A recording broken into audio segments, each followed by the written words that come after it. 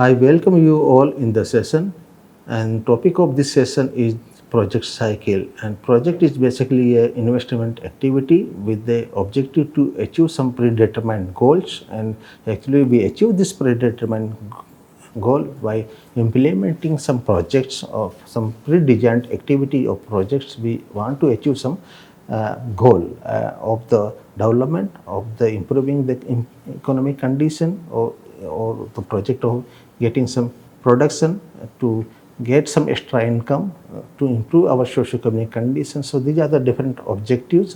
For that, achieving that objectives, we implement different type of project. And when we implement a project has to go through different cycles, through different stages, through the different phases. So we are going to discuss about the different phases through which a project passes.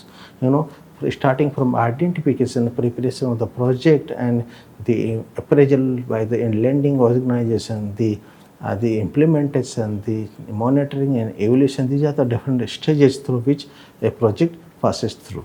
And here, a project passes through a number of phases, and each phases not only grow out of the preceding ones but also lead to the subsequent ones. So it is a natural cycle actually.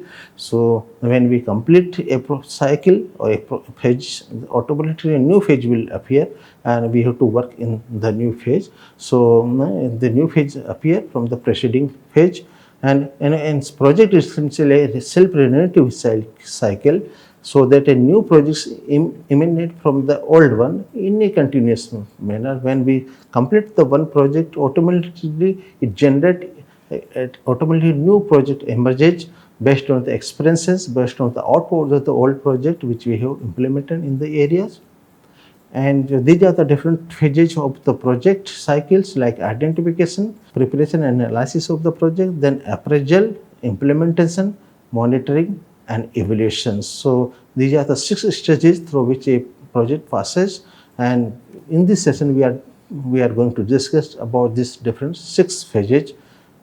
And first phase is the identification. Actually, the project preparation start with generating a broad project ideas in a project concept. It is not a fully outlined or written document. Initially, a people, a government agencies or a authority, they simply generate some ideas, the project ideas in their mind, that what should be the ideal conditions in the areas or in the areas which are under our control, and or a organization, what should be our positions, so and how we can do, what are the different resources required. So they simply generate some project concept, project idea, and in order to realize that project ideas or project concept, we start the project preparation stage. And in that, the first stage is the identification.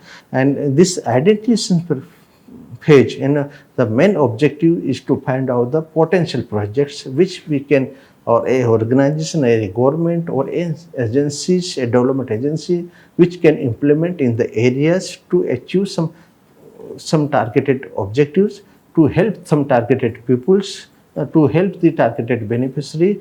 So in the identification phase, objective is to find some potential project through which we can improve our socio-economic condition. So in the identification process, basically we delineate the main outline of the project, we delineate the broad structure of the project. Actually, we develop the what are the different types of managed capacities we have, what are the different institutions required, what type of different inputs will be required, what will be the project output. So it is basically delineation of the main outline of the project in the identification stage. And in the identification stage, basically we establish the overall viability of the project proposals, so whether the project concept or project idea is viable or not. That also we do in the identification process. And from where we get the information about the potential project for a particular region, for a particular country, a particular society. So here there are some technical experts. They know about the situation, what are the things we can implement in the particular area like plant breeders, they know about what type of varieties or particular crop is required for a particular area. So or local leader, they can help us by telling us or by expressing the problems in the local area, and they can also explain the possible the solution to the problem. So from them we can get the idea about the projects. And then existing project also help, what are different projects which have already implemented in the areas. From them we can get the informations about the new process or new project or new project or some modified projects based, so we can get the information about the existing project. And then economic development plans of country and states also give information about the what kind of the projects are required, what are the projects need to be developed in the areas. So if the economic development plans is more focusing on the agriculture, so we can develop the new agriculture project. And if the economic plan focuses on the industries, the new project can be developed on the industrial development. So from the economic plan or the government plan we can have some ideas about the projects. Then sector survey of the current situation, like in case of agriculture sector we can do some survey, for livestock sector we can do some surveys, for fishery sector also we can do some survey. And from the survey we can find out what are the actual problem in the areas, what are the major concerns in development of that particular sectors, and what are the possibilities or potential is there in the areas for a particular sector. So from the sector survey also we get the information. Special development programs, also we can get the information about the project's concept, or we can have the a list of the project actually based on this informations, source of information. Then there we have to follow a different steps while identifying a project, so there are a number of steps involved in the identification process. The first stage is the step is the evaluation of the present situation. So what is the present position of the a particular locality, what are the employment condition, what is the income distribution there, what are the livelihood sources are there, whether they have sufficient food available with them or them, what is the productivity of the land. So by evaluating the present situation, this is the first step. Actually we have to evaluate the present situation. Then we have to identify the relevant issues which can help in the resolving of the problem of the particular areas. Then we have to establish the project rationale, why we want to implement a project. So here this project rationale also help us in giving the justification to the donor agencies that these are the objectives we want to achieve out of that project. So identification of project rationale is very much important.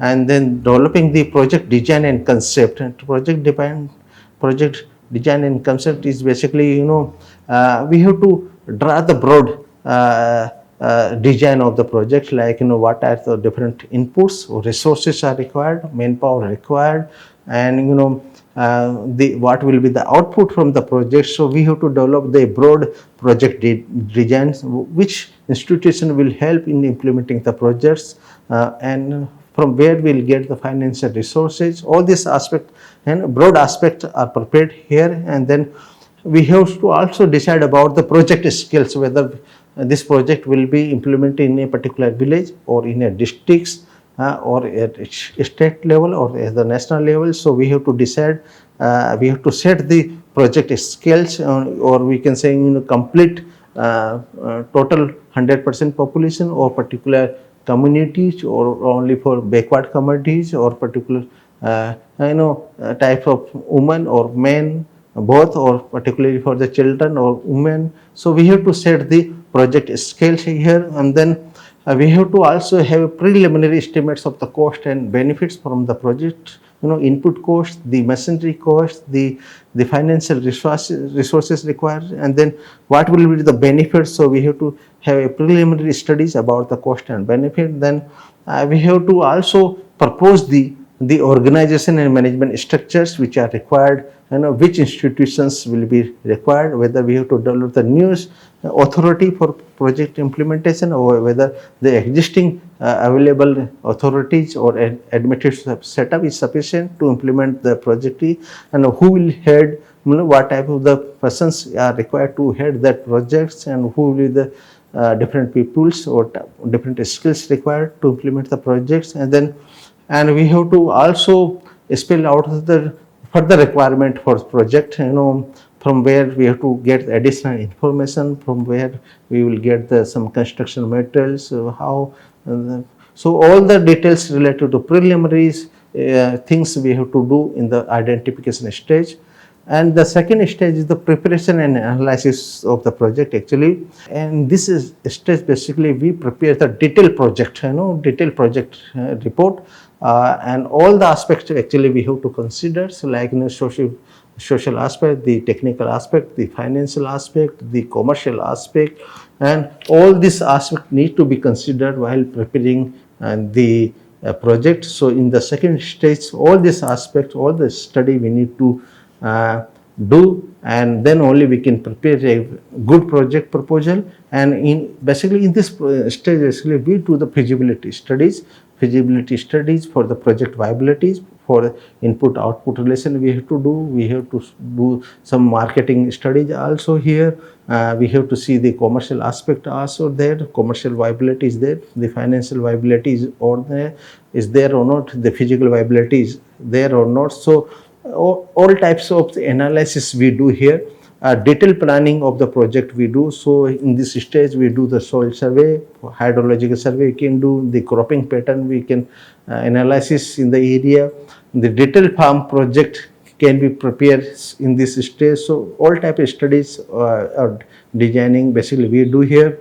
Or sometimes it may take 1 to 2 years in case of agriculture project, or it is quite expensive stage actually, phase of the project preparations. And here is basically sometimes time taken in the preparing the good project or investment in done the preparation phase is give good result actually. It helps us in implementing project in the efficient way, or also it helps us in the smooth implementation of the project. So even sometimes we need to have planning of the how we will be preparing the project, that also we need to do.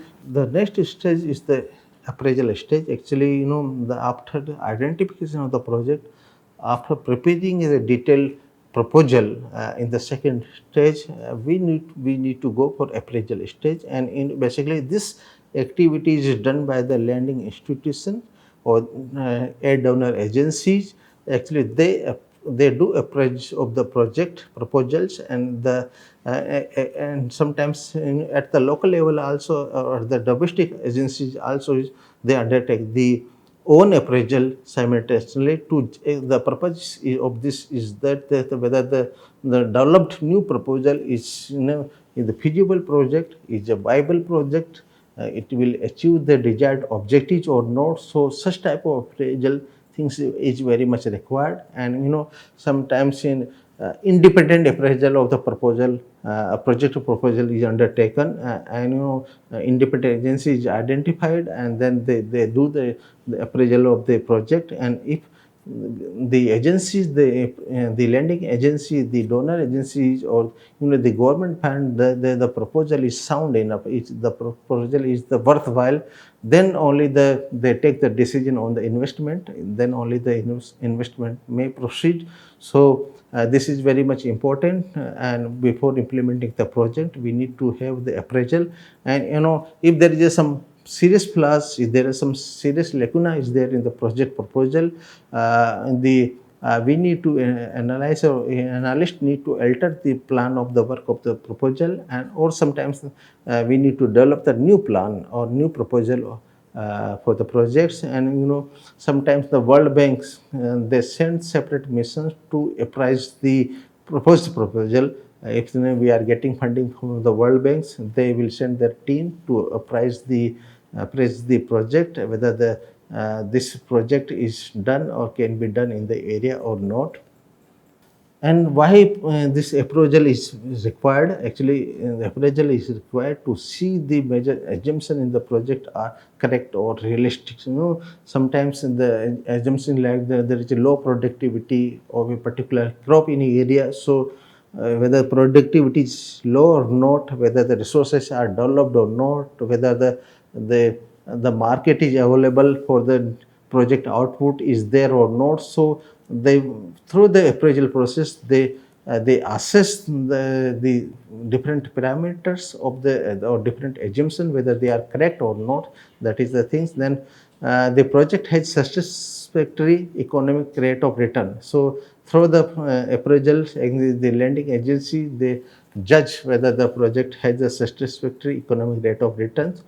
And in this through the appraisal process, they evaluate the donor client relationship related to financial package, but that is how much the sharing of the different, and how much the government will sanctions, then how much state will has to incorporate, how much the beneficiary has to incorporate in the cost, and how the benefit will be shared among the different participation, different participant. The condition of disbursement also has to be finalized, and the procurement process has to be finalized.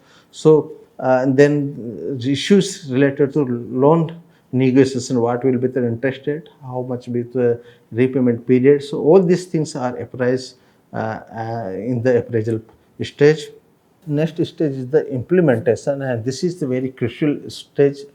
Actually, it's the most important stage of the project cycle.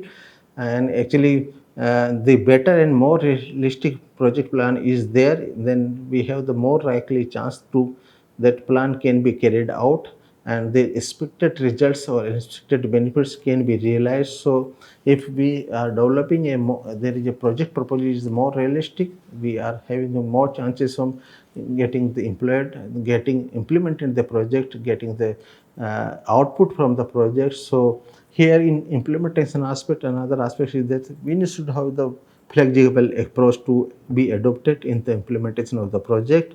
you know when we implement the project, we found different types of situation. There is changes in the situation, so there is also required. We should have flexible approach in the project implementation. And why flexible approach is required in the project implementation? Because circumstances change from time to time. The socio-economic conditions change sometimes, the parameters of the employment change sometimes, the consumption habit of the clientele group change sometimes. So availability of the resources change sometimes, because agriculture is the biological science. Sometimes new pest emerge in this locality, sometimes there is no rainfall, so circumstance changes. So that why we need to have flexible approach in the while implementing the project. So the project manager should react intelligently to such changes. Actually, he should take the decision in very intellectual way by considering all the parameters of the project implementation. So actually, when we implement the project, we get the more actual response from the target beneficiary, from the project side. So when we are implementing projects in agriculture sector, we are able to know more about the soil or their response to the nitrogen applications. Then if the soil is not responding to the nitrogen application, then we need to develop different strategy, whether the new variety is susceptible to the water logging. So based on their decisions, we can take from the actual field we can observe, and then we can implement the different strategies, changing the technical coefficients, sometimes changing the cropping patterns and adjustment in the inputs, that is also there after implementing the project. So changing the economic and political environmental as sometimes the political parties who are governing the government may change over the period of time. So in such situation, the project manager should be intelligent enough to change his decisions and to take the new decisions to achieve the targeted objective of the project. So implementation, actually the implementation process is the process of refinement or process of learning from the experiences. So based on the experiences, we need to change our decision also. And there are three different period in the implementation cycle. One is the investment period, another is the development period, third is the project life. So in the investment period, it is in this stage actually we make major investment here. Sometimes it may take 3 to 5 years based on the nature of the project. So major investment activity is done in the investment period. Then we have the development period. So this period basically begin with the start of the productions. Maybe in agriculture products we can say the 3 to 5 years, and this duration basically depend on the nature of the physical inputs and rate of the adoption of animal rate of adoption of the new technology by farmers. Like if a project is to introducing the new breed of the animals, we can say the production will start after 3 to 5 years. So in case of tree is there, it may change, it may further extend. So, and the third stage or third part is the project life. The life of the projects basically depend on the normal life of the major assets that project has created. Sometime like we have project on the introducing the tractor. So tractor has the life of 10 years to 15 years. So we can say the project life is 10 years to 15 years. Or if we are building a new dam or canal project, we can say the life is 30 to 50 years. So based on the life of the major assets which we have created, we can decide, we can say the project life. Then monitoring is the next stage, and here actually this is basically a timely collection and analysis of the data on the progress of the project. And this monitoring is highly desirable. If projects fail in time schedule or in process of attaining the set goals, we need to do proper monitoring of the projects. And actually in the monitoring process we identify the constraints which impede the successful implementation. So if when we are implementing a project, we identify the different concerns which are impeding the implementation of the project. So different sometimes the availability of the raw material is not there. So through monitoring only we can find the problem, and we can take decision to make available the inputs required for the projects. And it is done continuously to offset the shortcomings that come up from time to time during the implementation stage. And the last stage is the evaluation stage, and this is the last phase. And actually this evaluation is done in several times during the life of the project. Actually it start from the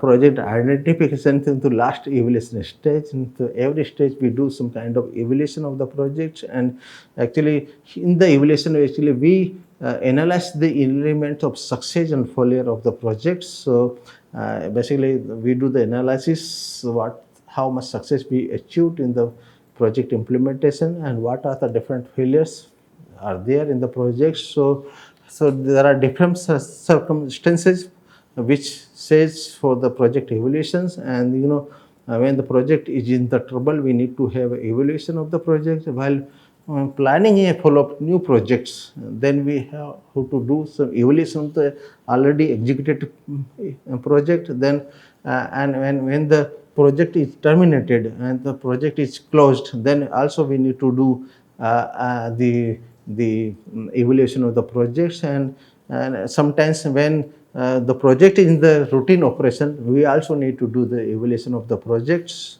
So there are three stages in the project evaluation, three phases we can say in the project evaluation. One is the mid-course evaluations or pre-project evaluations, and it is done at the very beginning of the project. Here we assess the economic feasibility of the project. So in the initial stage, in the project preparation stage also, we need to do evaluation to assess the economic viability of the project, economic feasibility of project. Then we have to do concurrent evaluations. This is done during the execution stage and meant to identify or analyze the pitfalls. If there is any shortcoming is there, shortfalls is there, we need to identify by doing the evaluation of that stage. And then ex-post evaluation is also there. So it is done for the completed project to assess the achievement of the project. So it is very much required when project is already implemented. We need to assess, we need to evaluate the project's achievements, project shortcomings. And there are different agencies who done the project evaluations, like we have the project management during the project implementation stage. So during the project implementation, the project management, they also do the project evaluation. Then the ministries, the concerned ministries like Ministry of Agriculture in case of the agriculture project, the planning bodies, the external agencies, they also do the evaluations. Actually, they always want to judge how much we have achieved, how much objective we have achieved, what are the different problems in a particular type of the projects, what should be the new projects from the existing projects. So they generate idea also.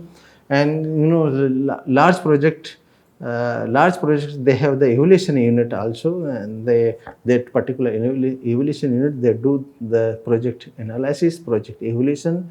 And sponsoring agency like donor agencies, sometimes they engage the outside agencies, independent evaluators to assess the project performance after the implementation of the projects. And so sponsoring agency, they also do. And one of the criteria in the evaluation, the one of the criteria is that extent to which the objectives set have been achieved. So in the evaluation stage, basically we want to judge, we want to assess, or the donor want to assess that the how much objectives we are able to realize by implementing a particular project. So here targeted objective or achieved objectives, we do the analysis in the evaluation stage. Now we can sum up this session. And the a project is passes through a number of the stages, and each phase grows out of the preceding one and also lead to the subsequent one.